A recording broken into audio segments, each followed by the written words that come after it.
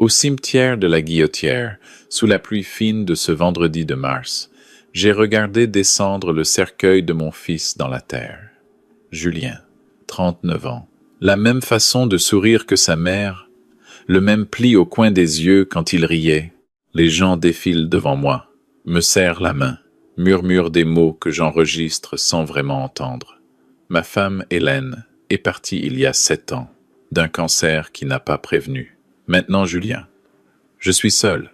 Ma belle-fille, Nathalie, se tient à 2 mètres de moi, entourée de sa famille, à elle sa mère, ses 2 frères, une cousine venue de Bordeaux. Elle porte un manteau noir impeccable, les cheveux tirés en arrière, les lèvres légèrement pincées. Pas une larme. Depuis l'annonce du décès avant-hier, pas une seule larme. Je me suis dit que le choc pouvait faire ça à certaines personnes, que le chagrin prend des formes que l'on ne reconnaît pas toujours. Quand le prêtre termine sa prière et que les premières pelletées de terre tombent, Nathalie s'approche de moi. Sa main effleure mon bras. Pas pour me consoler, pour m'arrêter. Henry, il faut qu'on parle. Aujourd'hui. Je la regarde. Son visage est calme, presque professionnel. Viens à la maison demain, je dis doucement. On a le temps? Non. Ce soir. C'est important. Il y a quelque chose dans sa voix, pas du chagrin, de l'organisation, comme quelqu'un qui a une réunion à caser dans un agenda chargé. Ce soir-là, dans le salon de l'appartement que Julien et elle louaient dans le 6e arrondissement, elle pose une chemise cartonnée sur la table basse. Elle s'assoit en face de moi, les mains croisées, le dos droit.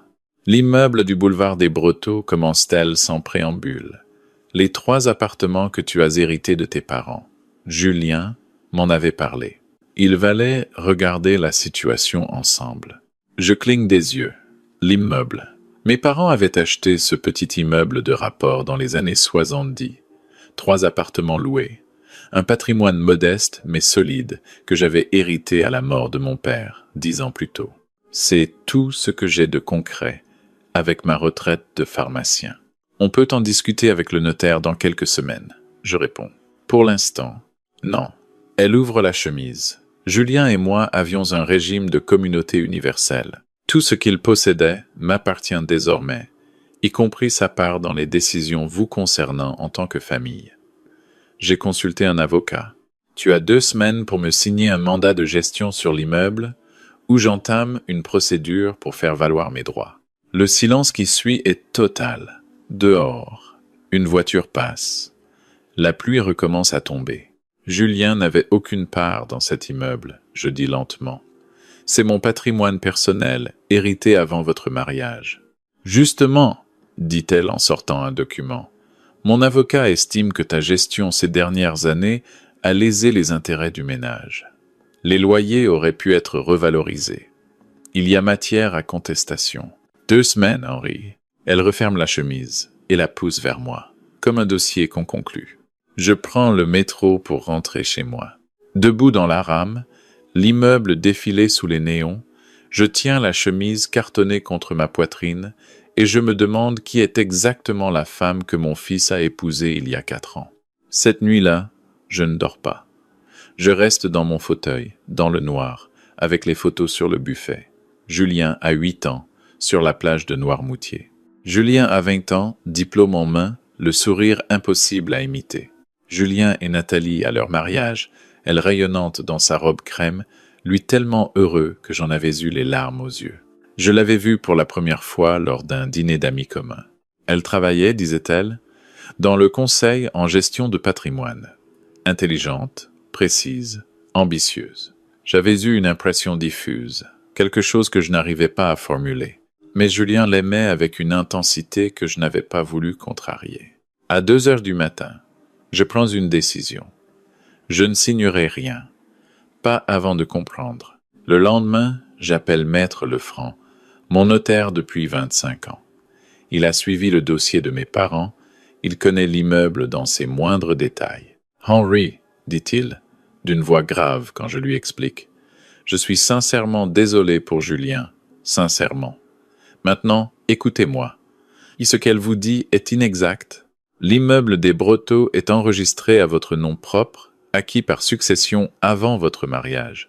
donc un bien propre au sens strict du Code civil. Julien n'en était pas copropriétaire. Elle ne peut pas revendiquer de droit sur ce bien. Alors pourquoi elle? Parce qu'elle espère que vous êtes trop dévasté pour vérifier. Ça arrive plus souvent qu'on ne croit. Les gens en deuil signent des choses qu'ils n'auraient jamais signées autrement. Laissez-moi examiner tous les documents. Etnezing Yasrin. Je raccroche. Je reste assis dans la cuisine, les mains à plat sur la table. Il y a autre chose. Je le sens depuis hier soir, mais je n'arrivais pas à le mettre en mots. Julien est mort avant-hier dans un accident de vélo sur les quais du Rhône. Chute à grande vitesse, obstacle non identifié, crâne heurté contre le rebord du quai. Les policiers ont parlé d'accident. Julien faisait ce trajet tous les matins depuis 3 ans pour aller à son cabinet d'architecte. Il connaissait ce chemin par cœur. Mon téléphone sonne. C'est Marc, un ami d'enfance de Julien. Ils avaient été ensemble au lycée, puis à l'école d'architecture. « Henri » dit-il d'une voix hésitante. « Je ne sais pas si je devrais t'appeler si tôt, mais il y a quelque chose qui me tracasse. La semaine dernière, Julien m'a appelé. Il était agité. Il m'a dit qu'il avait trouvé quelque chose concernant Nathalie, qu'il ne savait pas encore quoi faire, qu'il devait d'abord vérifier certains éléments avant d'en parler à quelqu'un. Il m'a demandé si je connaissais un bon avocat discret. Mon cœur rate un battement. Quand exactement? Mardi. 4 jours avant l'accident. Je reste silencieux un moment. Il t'a dit quoi exactement? Que Nathalie avait un passé, qu'elle lui avait caché. Il n'a pas voulu entrer dans les détails au téléphone. Il avait l'air d'avoir peur, Henri. Après avoir raccroché, je sors à pied. J'ai besoin de marcher. Les quais du Rhône. Je passe devant l'endroit où Julien est tombé. Il y a encore une trace légèrement sombre sur le rebord du quai. Un bouquet de fleurs que quelqu'un a déposé. Je m'accroupis et je regarde. La surface du quai à cet endroit est lisse, régulière. Pas de trou, pas de rebord anormal. Rien qui expliquerait une chute à cette vitesse sur un trajet que Julien connaissait par cœur. Je me relève lentement et je commence à penser à des choses que je ne voulais pas penser. Le surlendemain, une femme sonne à ma porte. Elle a une 40aine d'années. Elle est visiblement nerveuse. Elle s'appelle Corinne Bastide. Elle me tend une carte de visite consultante indépendante en gestion financière. « Monsieur Marchand, dit-elle, je ne sais pas si je fais bien de venir. Mais j'ai vu l'avis de décès dans le Progrès, j'ai reconnu le nom de Nathalie. J'ai travaillé avec elle il y a 6 ans dans un cabinet de gestion de patrimoine à Paris. Elle a été licenciée pour détournement de fonds clients. Les preuves n'étaient pas suffisantes pour un procès, mais tout le monde dans le milieu le savait. Elle s'interrompt. Il y a eu autre chose aussi. Elle avait une relation avec un associé du cabinet, un homme marié, un certain Sébastien Vidal. Ensemble, ils avaient essayé de convaincre un client âgé de leur céder la gestion totale de son patrimoine immobilier. Le client a fini par comprendre et a retiré ses fonds. Vidal a quitté Paris peu après le scandale. Mon sang se glace. Cet homme, vous savez ce qu'il est devenu? J'ai entendu dire qu'il s'était installé dans le sud, dans l'immobilier. Lyon peut être, ou Grenoble. Je suis désolé de venir vous voir comme ça, mais j'ai pensé que vous deviez savoir. Après son départ, je reste immobile dans le couloir. Les pièces commencent à s'assembler, lentement, avec la précision froide d'une évidence qu'on a refusé de voir. Julien avait découvert quelque chose. Il voulait vérifier. 4 jours plus tard, il est mort sur un quai qu'il connaissait par cœur. J'appelle un ancien camarade de faculté, Robert Aubert, qui a fait carrière dans la police judiciaire avant de prendre sa retraite anticipée il y a 2 ans. Je lui explique tout en 20 minutes. Long silence. « Henry, dit-il finalement, donne-moi 48 heures et ne touche à rien. » Pendant ce temps, Nathalie continue. Elle envoie un email à mon gestionnaire de location pour lui signifier qu'elle est désormais l'interlocutrice principale concernant l'immeuble des Brotteaux. Mon gestionnaire m'appelle aussitôt, perplexe. « Bloquez tout, je lui dis. Aucune instruction de sa part. Aucune. » Elle m'envoie ensuite un SMS. Le délai court toujours. Mon avocat attend votre réponse. Je range mon téléphone dans ma poche sans répondre. Le 3e soir, Robert me rappelle. Henry, assieds-toi. Sébastien Vidal.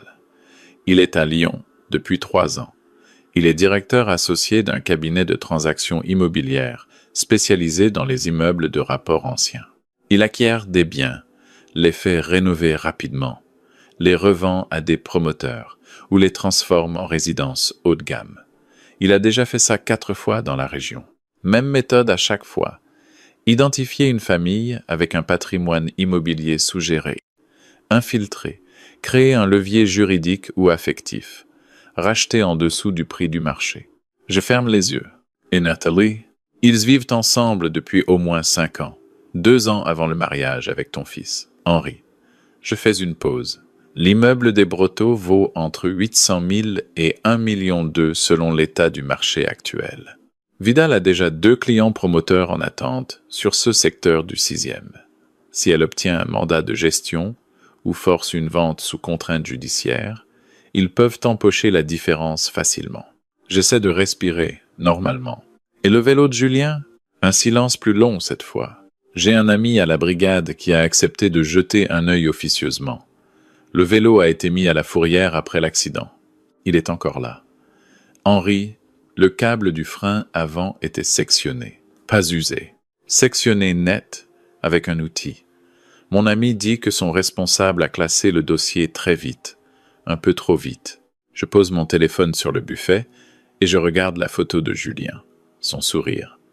Sa façon de pencher légèrement la tête quand il écoutait vraiment ce qu'on lui disait. Je repense aux 3 appels manqués sur mon téléphone le matin de sa mort. J'étais à l'hôpital pour une consultation, téléphone en mode silencieux. Je ne les ai jamais rappelés. Il était déjà trop tard. Les larmes viennent d'un seul coup, toutes ensemble, comme quelque chose qui avait attendu son heure. Pas seulement du chagrin, une rage d'une froideur absolue. Le lendemain matin, je me rends chez Maître Lefranc. Il m'accueille debout, les mains croisées dans le dos, son visage habituellement placide, traversé d'une expression que je ne lui avais jamais vue. « Henri, j'ai trouvé quelque chose d'important. Asseyez-vous. » Il pose devant moi un document que je reconnais, l'acte de propriété de l'immeuble, avec en annexe les statuts d'une structure juridique que mon père avait créée en 1978, que j'avais maintenue sans vraiment y réfléchir depuis que j'en avais hérité. Votre père était un homme prudent. Il avait constitué une SCI familiale autour de cet immeuble, Société civile immobilière. Vous en êtes le gérant et le seul associé depuis son décès. La particularité de ces statuts, rédigés par un notaire de l'époque visiblement très rigoureux, c'est que les parts de la SCI ne sont transmissibles qu'entre membres de la famille de sang direct, pas par alliance. Nathalie ne peut pas hériter de parts qui n'existaient pas au nom de Julien, et elle ne peut pas vous contraindre à vendre ou à céder quoi que ce soit. Je le regarde fixement, ce qu'elle prétend. Elle bluffe, complètement. Soit son avocat n'a pas fait le travail sérieusement, soit il espère que vous ne le ferez pas faire non plus. Ce genre de pression fonctionne souvent sur des personnes en deuil qui ne vérifient pas. Je prépare une réponse juridique formelle à son cabinet pour cette semaine.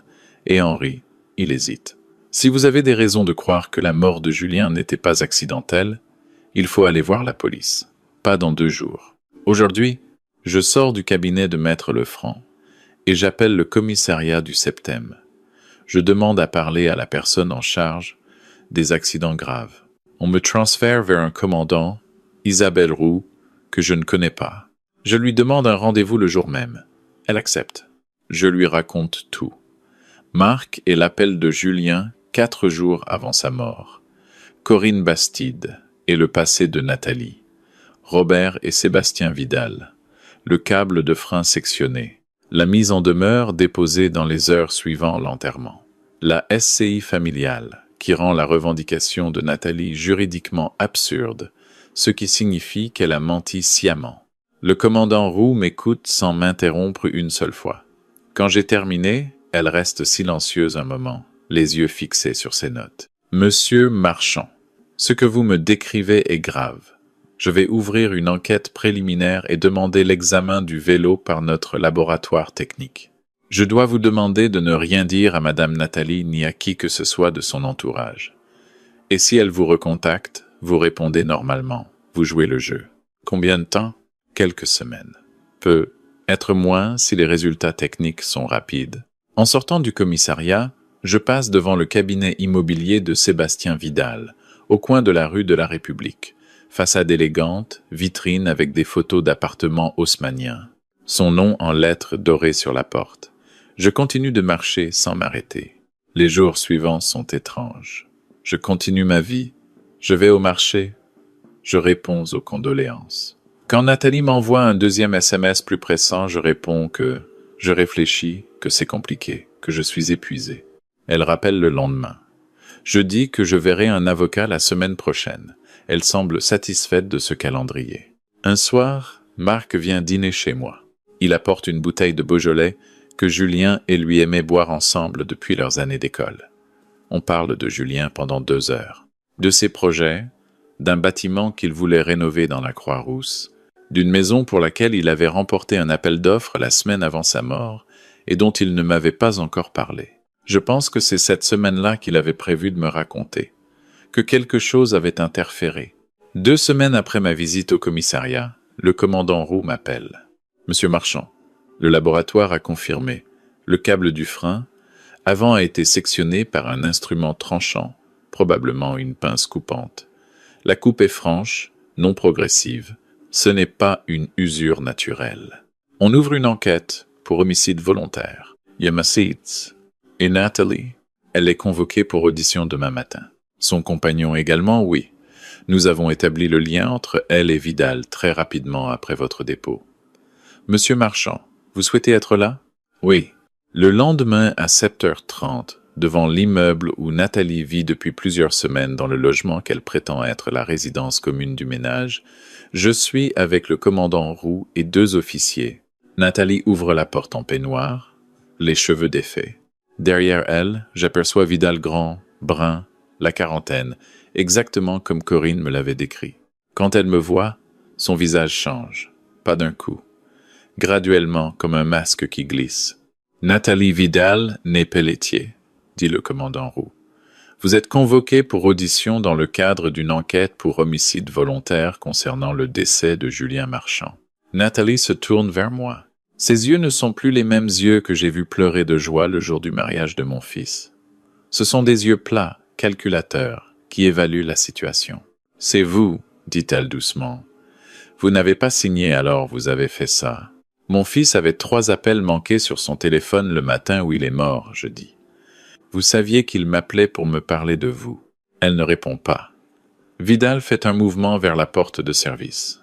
Le 2e officier est déjà là. Au cours des auditions, il nie, puis, confronté au relevé téléphonique qui montre un appel entre eux 40 minutes avant la mort de Julien, aux images de vidéosurveillance qui placent Vidal dans le parking du cabinet d'architecture de Julien la veille au soir, au témoignage de Corinne Bastide et d'un collègue de Vidal qui avait commencé à s'interroger sur leur méthode. Vidal craque le premier. Il parle pendant 4 heures. Le plan était le même que les fois précédentes, dit-il, sauf qu'il avait mal calculé un élément. Il n'avait pas prévu que Julien soit aussi perspicace. Julien avait commencé à creuser quand il avait trouvé dans les affaires de Nathalie des documents au nom de Vidal et une photo d'eux ensemble à Barcelone datée d'il y a 5 ans. Il avait engagé un détective privé. Le détective avait remonté le passé de Nathalie à Paris. Julien avait tout compris d'un coup, y compris le schéma, y compris ce qu'il représentait dans ce schéma, pas un mari, mais un levier d'accès au patrimoine familial. Il m'avait appelé 3 fois ce matin-là pour me prévenir. Il allait venir me voir directement. Il n'avait pas eu le choix, dit Vidal, la tête baissée. C'était lui ou eux. Nathalie reste silencieuse tout au long des auditions. Même quand Vidal avoue avoir coupé le câble avec des cisailles récupérées dans le coffre d'une voiture de location, retournée le lendemain matin.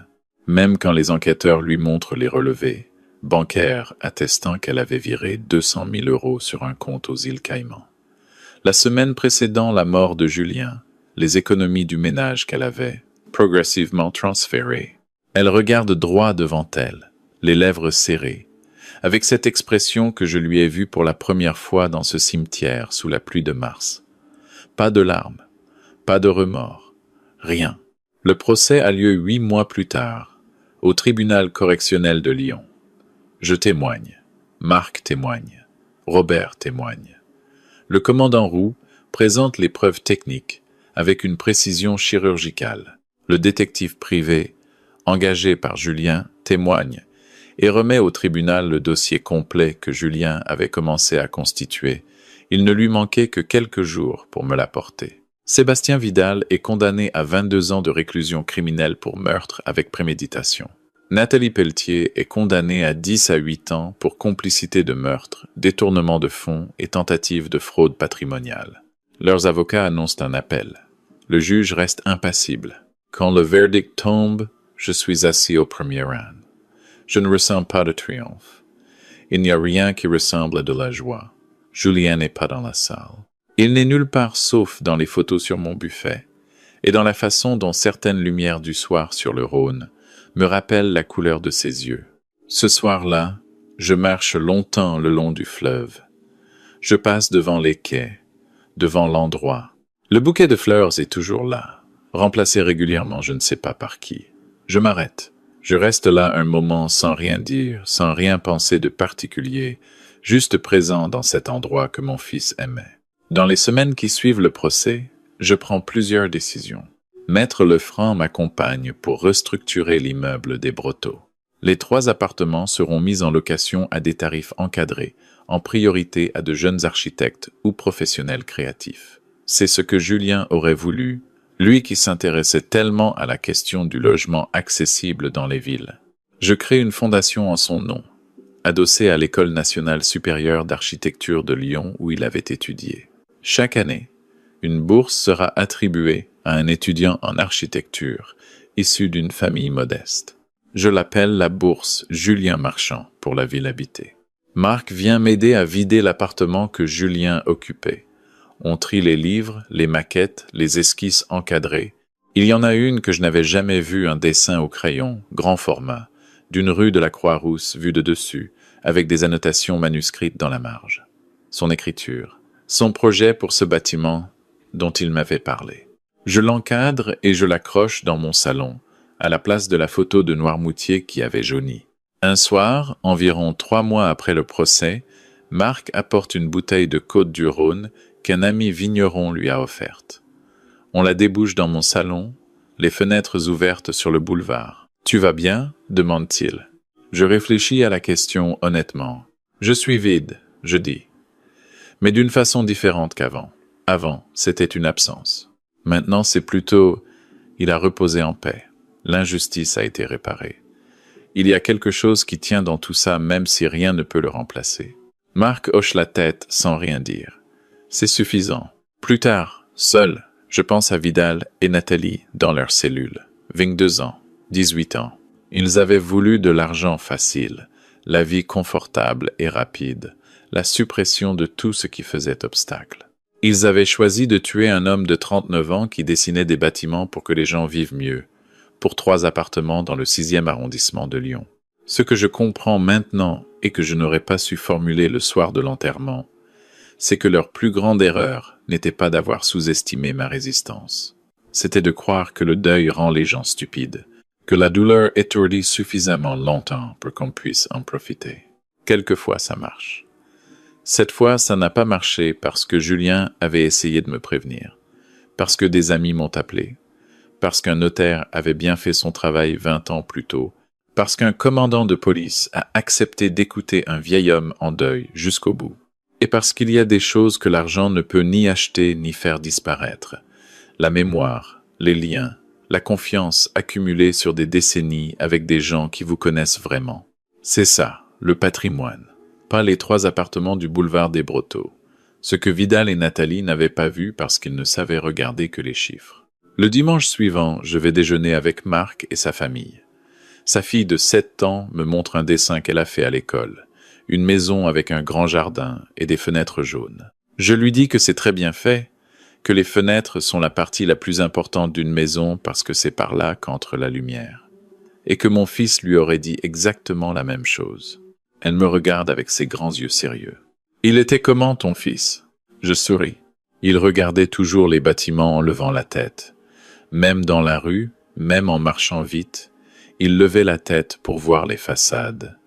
Les gens le bousculaient parfois sans faire attention. Lui, il s'excusait et continuait de regarder vers le haut. C'est comme ça que je veux me souvenir de lui. Pas dans un tribunal. Pas sur des photos de pièces à conviction. Lui levant la tête dans la rue pour regarder quelque chose que les autres ne prenaient pas le temps de voir. Je rentre chez moi à pied, par les quais, dans le soleil de juillet. L'eau du Rhône est verte et lente. Des familles s'installent sur les berges aménagées. Un groupe de jeunes fait du vélo, riant, se dépassant l'un l'autre. Lyon continue. La ville que Julien aimait, qu'il voulait rendre plus belle et plus juste, continue sans lui, mais avec ce qu'il a laissé, ses projets inachevés, ses esquisses, et maintenant, cette fondation qui portera son nom sur les documents d'une école d'architecture pendant encore longtemps. Ce soir, je déboucherai une bouteille, pas pour célébrer, pour me souvenir. Pour lui dire, dans le silence de mon appartement avec les fenêtres ouvertes sur le boulevard, que son histoire n'est pas terminée, qu'on ne leur a pas laissé écrire la fin. La vengeance n'est pas toujours spectaculaire, elle n'est pas toujours bruyante. Parfois, elle ressemble à un notaire qui retrouve un statut de SCI rédigé 45 ans plus tôt par un homme prudent. Parfois, elle ressemble à un ami qui appelle parce que quelque chose le tracassait. Parfois, elle ressemble à un commandant de police qui écoute vraiment.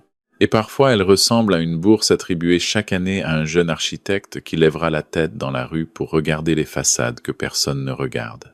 Je lève mon verre vers la fenêtre ouverte. Le ciel de Lyon est rose et or ce soir. À toi, Julien.